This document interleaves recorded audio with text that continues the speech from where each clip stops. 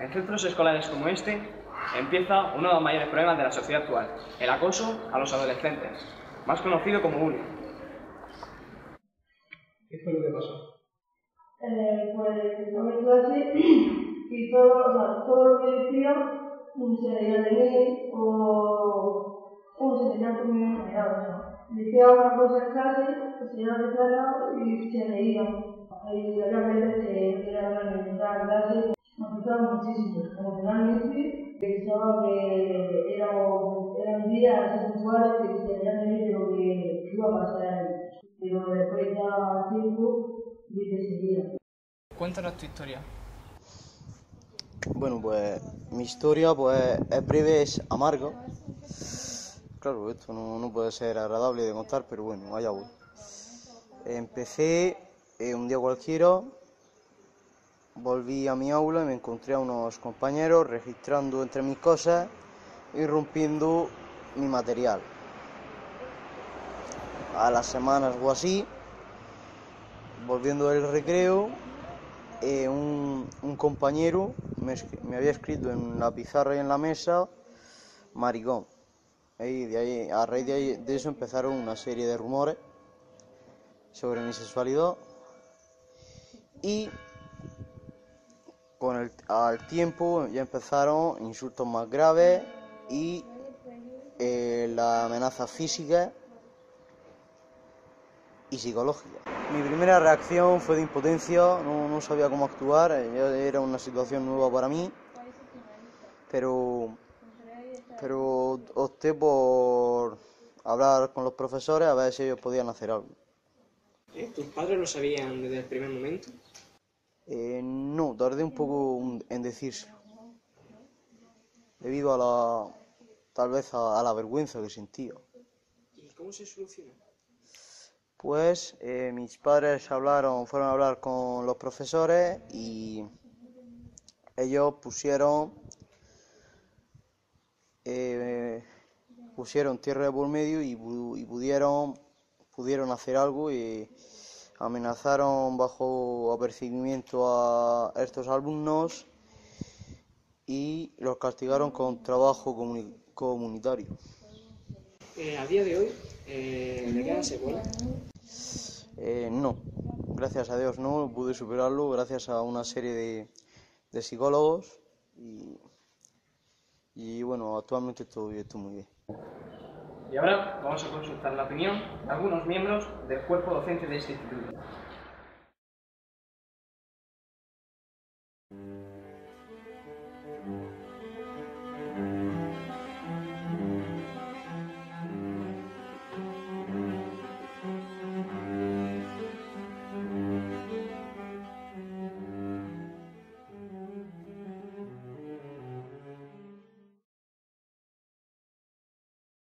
¿Qué se suele hacer en estos casos?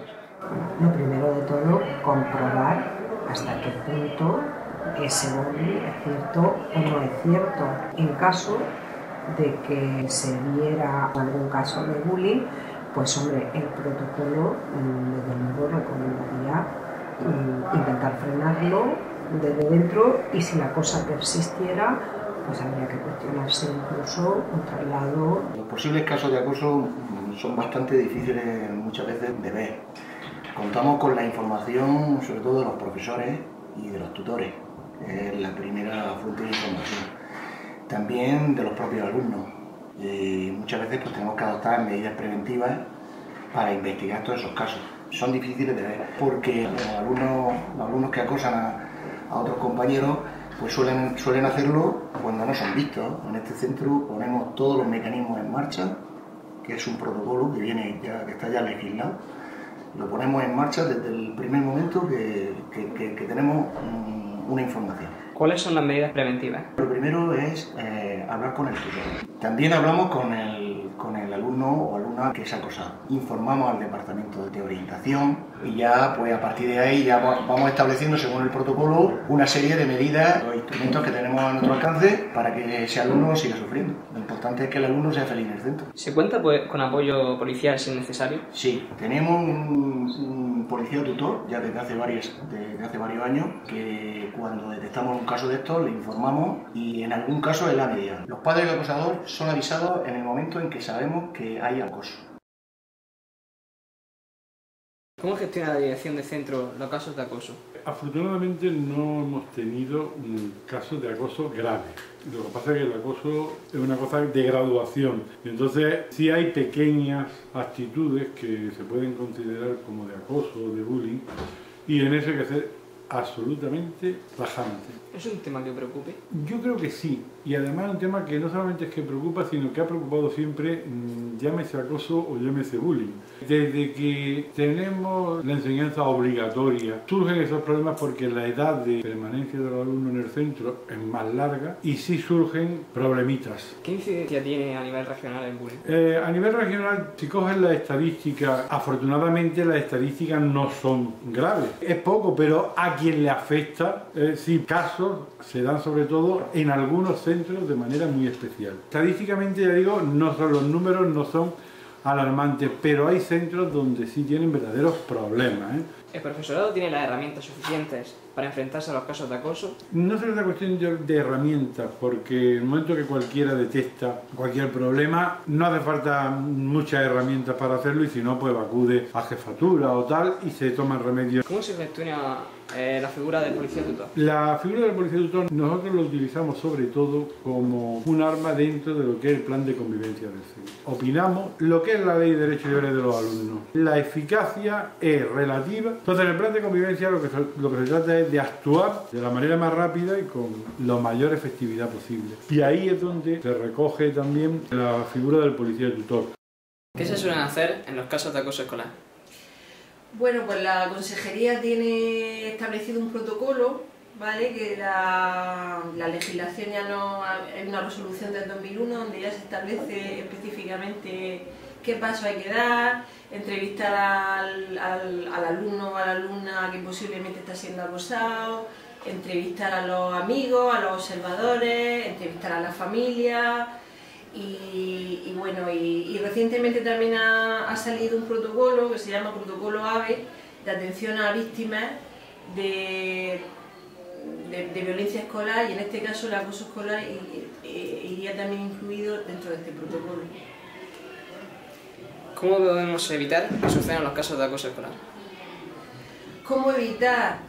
Bueno, yo creo que fundamental sería hacer una labor preventiva, una labor de prevención incidiendo sobre todo en aquel perfil de alumnado que por cualquier tipo de problemática, pues de índole personal o social o familiar, arrastran una serie de carencias y de dificultades y hacen que los compañeros sean posibles dianas, posibles objetos de este acoso.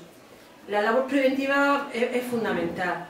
Luego ya habría que establecer, pues, eso, qué es lo que está llevando a un determinado alumno a ejercer acoso sobre otro. ¿Qué tipo de personas son las más afectadas? Bueno, cualquiera podemos ser objeto de acoso escolar. No hay un perfil típico del alumno acosado. Lo que sí que está claro pues, que es un alumno que sea más vulnerable a nivel psicológico, más sensible, que le afecte más cualquier situación así que no controle, sí que de alguna manera es que puede ser objeto de esta agresión. ¿Cuál es el perfil psicológico de las personas que realizan el acoso? Pues como he comentado antes, pues son alumnos que tienen distintas carencias a distintos niveles. A nivel personal, por falta de autoestima, falta de autoconcepto, de no saber gestionar las emociones, falta de autocontrol, también pueden haber problemas familiares, ahí se entremezcla un poco muchas variables. ¿Cómo podemos ayudar a una persona que está siendo acosada o que lo ha sido en un pasado? Bueno, si ha sido en un pasado, por supuesto, restituir un poco su autoconcepto a nivel personal, hacerle sentir seguro, infundirle confianza, transmitirle que aquí no le va a pasar nada, que en una institución educativa pues existe un control férreo a nivel de todo, a nivel de guardia, a nivel de en todos los momentos. Y bueno, por supuesto, pues brindarle ese apoyo y sobre todo esa confianza y restituir lo que ha perdido desde el tiempo que ha estado siendo acosado. Las personas que han sido acosadas presentan algunas secuelas o traumas. Ahí lo que existe, de hecho ya hay una sentencia que es pionera que ya hay lo que existe, no sé si os suena o lo conocéis, lo que es estrés postraumático. En personas que han sufrido durante un largo tiempo acoso escolar sí puede aparecer lo que en psicología se llama como estrés postraumático. Hay una serie de secuelas psicológicas motivadas por este hecho, pero que de manera luego poco a poco, con una atención psicológica o psiquiátrica, si hiciera falta, pues ya estas secuelas con el tiempo van desapareciendo. Pero no en todos los casos existe este estrés, en algunos casos. En algunos casos de bullying es necesaria la intervención de médicos especializados en la materia. Por eso hemos venido a este centro de salud a que los doctores nos den su opinión y el protocolo que realizan cuando reciben un caso de acoso escolar. ¿Os han venido pacientes que sufrían casos de bullying? Pues no son casos muy frecuentes, no solemos atender aquí en este servicio casos que explícitamente vengan contando ese problema. La importancia de esto no es que sean casos explícitos, que venga gente diciendo es que me ha pasado esto, me está ocurriendo esto en el instituto o en el colegio.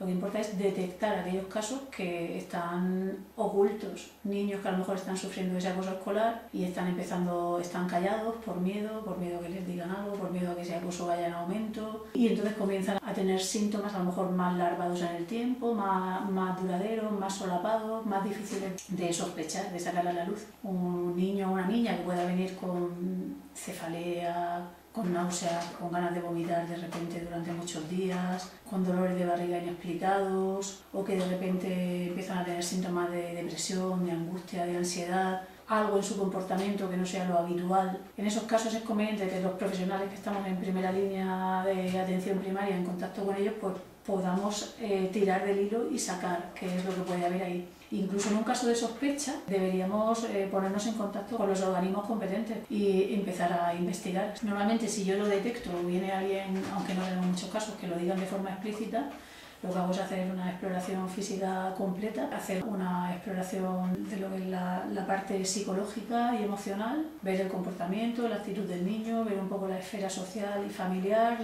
todo el sostén que puede tener ese niño a nivel de ayuda y de protección. Y entonces suelo rellenar, incluso con la sospecha, una hoja de notificación de riesgo y maltrato infantil desde el ámbito sanitario. Aquí hay una casilla en la que puedes rellenar si es sospecha o si hay un maltrato ya evidente. Puedes poner si es leve, si es moderado, si es grave. En el caso de que fuera grave, yo incluso me pondría en contacto con las fuerzas de seguridad en el momento para activar un sistema de protección y poder hacer una denuncia. Y bueno, hay una parte en la que hablas del maltrato físico, puede haber magulladuras, quemaduras, heridas, lesiones, un caso de... Bueno, esto sería más por otro tipo de maltrato que no fuera el acoso en la escuela, o que te habla de... Puede haber también un maltrato infantil en la casa, en la propia familia, ¿no? Por negligencias en el cuidado.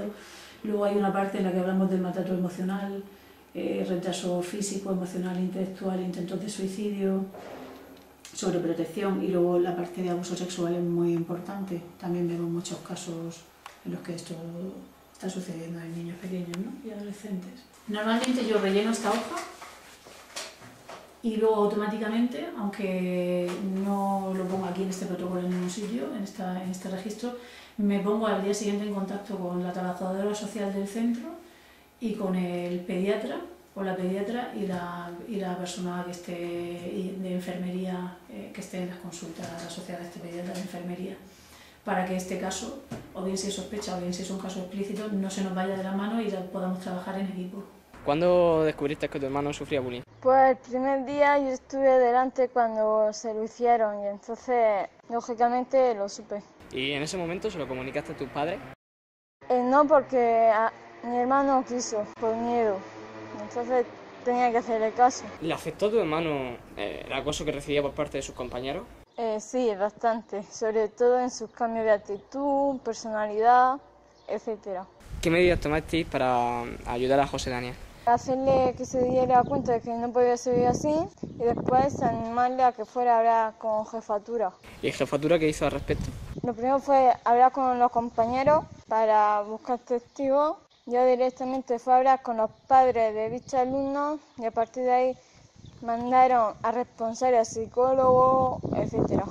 ¿Y cuál fue la reacción de tus padres al enterarse que tu hermano sufría bullying? Pues al principio la verdad es que le dijeron que pasara de ello, pero al final, viendo que iba más, pues decidieron apoyarle e ir a hablar con jefatura. ¿Crees que la sociedad actual está preparada para estos casos? No, la verdad, porque hay muchos casos de bullying que no están reconocidos, la sociedad pasa de ellos. ¿Qué mensaje mandaría al resto de acosados? Que no se callen por el miedo, que si se callan la cosa va a ir a más. Lo mejor que pueden hacer es denunciarlo. Finalmente, tanto el caso de José Daniel como el de Alma, gracias a un gran esfuerzo y una precavida gestión del equipo técnico del centro, junto al apoyo recibido por parte de sus familiares y amigos, hicieron posible la recuperación anímica de los dos jóvenes murcianos. El esfuerzo de toda la comunidad educativa, alumnos, padres y profesores es la herramienta para ayudar a las víctimas a salir del túnel del acoso. La tolerancia cero ante las actitudes violentas y el apoyo a quienes las sufren nos ayudarán a conseguir unos centros educativos más saludables y libres para todos.